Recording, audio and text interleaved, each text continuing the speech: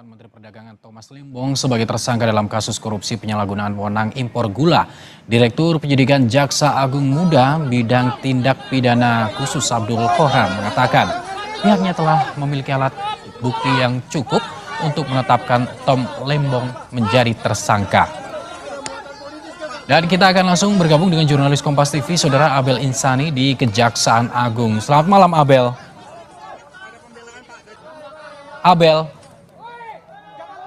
Selamat malam. Abel, Tom Lembong ini ditetapkan oleh Kejagung menjadi tersangka. Seperti apa sebetulnya kronologinya dan juga ceritanya hingga akhirnya Kejagung memilih untuk menetapkan menjadi tersangka Tom Lembong?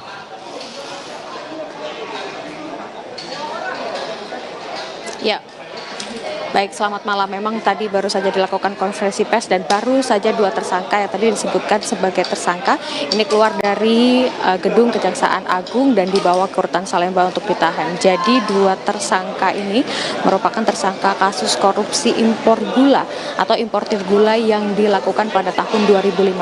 Ada dua tersangka, yakni adalah TTL atau Tom Lembong dan juga CS begitu, di mana kita mengetahui bahwa Tom Lembong ini pada tahun 2015 sampai 2017 ini menjadi Menteri Perdagangan, dan pada saat itu Tom Lembong mengizinkan untuk mengimportir gula sebanyak 105 ton, padahal pada saat itu Indonesia tidak membutuhkan gula. Maksud saya tidak membutuhkan impor gula begitu. Nah, dari sini ini sudah menjadi indikasi bahwa adanya korupsi yang dilakukan oleh Tom Lembong begitu kalau menurut dari Kejaksaan Agung. Terlebih yang harusnya mengizinkan untuk ada impor gula ini merupakan hanya dari BUMN, tetapi pada saat itu Tom Lembong melalui Menteri Perdagangan begitu ya, atau pada saat menjadi Menteri Perdagangan malah mengizinkan untuk adanya importir gula, sehingga ini juga yang menjadi perhatian dari Kejaksaan Agung untuk bisa mengusut kasus tuntas importir gula yang ada pada tahun 2015. Nah, dari akibat kejadian korupsi importir gula pada tahun 2015, tadi Kejaksaan Agung sudah menyebutkan bahwa kerugian mengalami negara ini sebanyak 400 miliar rupiah begitu. Nah, dari hal ini juga makanya tadi baru saja atau sekitar belum ada 10 menit begitu ya, Tom Lembong dan juga tersangka lainnya ini memasuki mobil tahanan dan langsung dibawa ke rutan Salemba untuk ditahan. Nah, untuk saat ini memang kami juga akan menunggu terkait dengan penjelasan lebih lanjut nanti karena akan ada press conference kembali yang akan dilakukan oleh Kejaksaan Agung. Sementara begitu yang bisa kami laporkan. Abel, terkait dengan penetapan tersangka oleh Kejagung terhadap Tom Lembong dan satu tersangka lain tadi, apa alat bukti yang menguatkan Kejagung, Abel?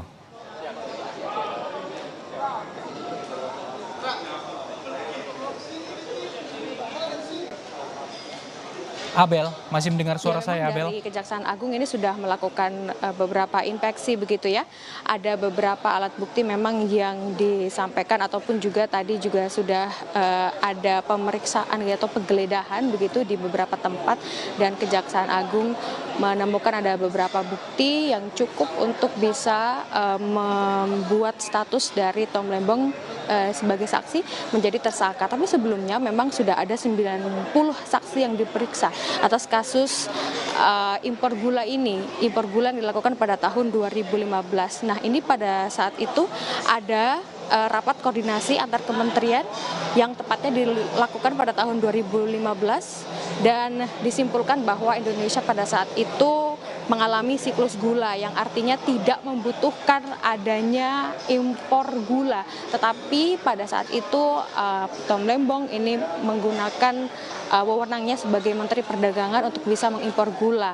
Nah, pada saat itu juga sebenarnya Indonesia tidak membutuhkan impor gula dan hanya BUMN saja yang boleh mengimpor gula. Nah, untuk saat ini itulah yang bisa kami sampaikan. Abel, tahan dulu, kita akan mendengarkan Kejaksaan Agung yang telah menetapkan mantan Menteri Perdagangan Thomas Lembong sebagai tersangka kasus dugaan korupsi impor gula. Dan kasus ini, saudara, bergulir saat Thomas Lembong ini menjadi Menteri Perdagangan tahun 2015-2016. Menurut Kejaksaan Agung, Saudara, Thomas Limbong ini memberikan izin persetujuan impor gula kristal mentah 105.000 ton kepada PT AP. Impor itu dilakukan saat Indonesia surplus gula.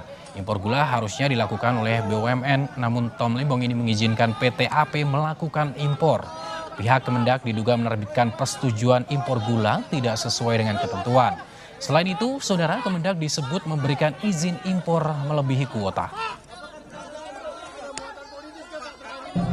Pada tahun 2015, berdasarkan rapat koordinasi antar kementerian,